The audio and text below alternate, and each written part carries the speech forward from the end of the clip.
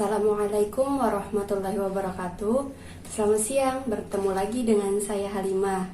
Sebelum memulai pembelajaran hari ini, marilah kita berdoa terlebih dahulu. Semoga pembelajaran hari ini berjalan dengan lancar. Berdoa dimulai. Berdoa selesai. Untuk kalian yang hadir di kelas ibu, jangan lupa isi absennya ya. Jadi, hari ini kita akan membahas tentang materi momentum sudut. Sebelum memasuki materi momentum sudut, alangkah baiknya kita mengulang materi minggu lalu, yaitu tentang momen inersia. Kalian masih ingat Kak, apa itu momen inersia? Jadi, momen inersia itu ialah suatu kecenderungan benda untuk mempertahankan keadaannya. Momen inersia itu bergantung pada massa benda dan jarak terhadap sumbu rotasinya. Secara sistematis dapat kita tuliskan sebagai I sama dengan MR pangkat 2. Sekarang kita akan memasuki materi momentum sudut. Ibu mau nanya, kalian pasti pernah kan menyaksikan penari balet, mau itu secara langsung ataupun lewat televisi. Nah, penari balet kadang-kadang melakukan gerakan rentangkan dan melipat tangannya saat berputar. Bagaimana kecepatan gerak penari saat kondisi tangannya itu berbeda? Kalau mau tahu jawabannya, mari kita simak materi berikut. Apa persamaan momentum sudut dengan momentum linier? Momentum linier merupakan hasil kali antara massa dengan kecepatan benda. Adapun momentum sudut ialah hasil kali antara momen inersia dengan kecepatan sudut benda saat berputar. Secara sistematis, momentum sudut dirumuskan sebagai berikut. L sama dengan I dikali omega. L ialah momentum sudut dengan satuan kilogram meter pangkat 2 per second. I ialah momen inersia dengan satuan kilogram meter pangkat 2. Omega adalah kecepatan sudut dengan satuan radian per second. Cara menentukan arah momentum sudut menggunakan kaidah tangan kanan. Jika arah rotasi sesuai arah jari-jari yang ditekuk, arah kecepatan sudut ditunjukkan oleh ibu jari. Perhatikan gambar di samping. Contoh soal. Sebuah kipas angin berputar dengan kecepatan sudut tetap 25 radian per second. Jika momen inersia kipas angin itu 0,002 kg meter pangkat 2, tentukan momentum sudut kipas angin tersebut.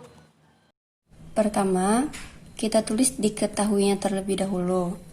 Yang diketahui pertama ialah kecepatan sudutnya, yaitu 25 radian per second.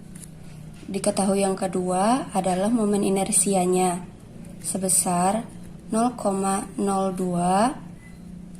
kg meter pangkat 2. Jadi yang ditanyakannya ialah momentum sudutnya.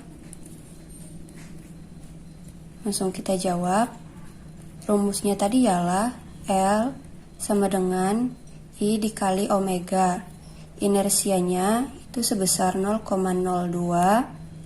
kg meter pangkat 2. Momentum sudutnya ialah 25 radian per second.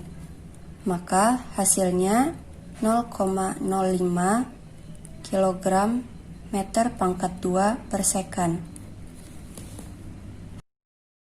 Jika torsi yang bekerja pada benda bernilai 0, momentum sudut total benda yang berotasi besarnya akan tetap atau sama dengan konstan. Secara matematis, itu dapat kita tuliskan sebagai delta L sama dengan 0. L0 sama dengan L1 sama dengan L2 sama dengan Ln itu bernilai konstan. Maka I sama dengan omega 0 sama dengan I dikali omega 1 sama dengan I dikali omega 2 sama dengan I dikali omega N itu bernilai konstan atau tetap. Contoh soal. Seorang penari balet memiliki momen inersia 4 kg meter pangkat 2 ketika berputar dengan kecepatan sudut 2 radian per second. Ketika kedua lengannya merapat ke tubuh, momen inersianya menjadi 2,5 kg meter pangkat 2. Berapakah kecepatan sudut penari balet saat itu? Pertama, kita tulis diketahui yang terlebih dahulu. Diketahui yang pertama itu ada I1 sama dengan 4 kg meter pangkat 2. Terus ada omega 2-nya yang bernilai 2 radian per second. Terus ada I2-nya yang bernilai 2,5 kg meter pangkat 2. Yang ditanyakan di soal tadi ialah W2-nya. Langsung kita jawab. Pada saat materi tadi, L1 itu bernilai konstan, maka L1 sama dengan L2. Jadi I1 dikali omega 1, I2 dikali dengan omega 2. I1 itu bernilai 4 kg meter pangkat 2 dikali dengan 2 radian per second. I2-nya itu bernilai 2,5 kg meter pangkat 2 dikalikan dengan omega 2-nya. 4 kali 2 itu sama dengan 8. Maka L1 itu bernilai 8 kg meter pangkat 2 per second. L2-nya itu masih tetap 2,5 kg meter pangkat 2 dikali dengan omega 2.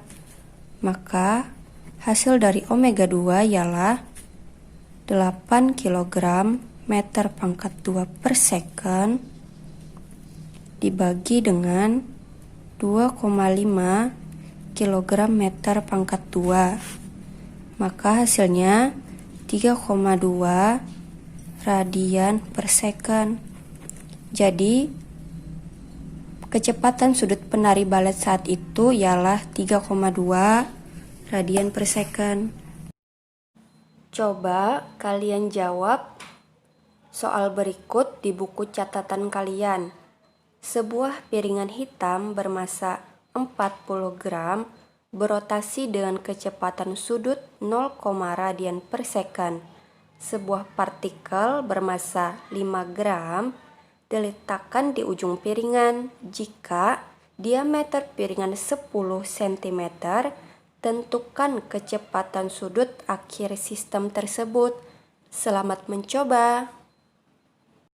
Nah, jadi kalian sudah tahu kan kenapa penari balet melakukan gerakan rentangkan tangan dan melipat tangannya saat berputar itu tidak pernah jatuh, karena penari balet itu melakukan kecepatan sudut dan rotasinya itu selalu konstan, makanya penari balet itu tidak akan pernah jatuh. Nah, mungkin itu saja materi yang dapat Ibu sampaikan hari ini. Jangan lupa kerjakan latihannya di buku catatan ya. Salah hilaf mohon maaf. Wassalamualaikum warahmatullahi wabarakatuh.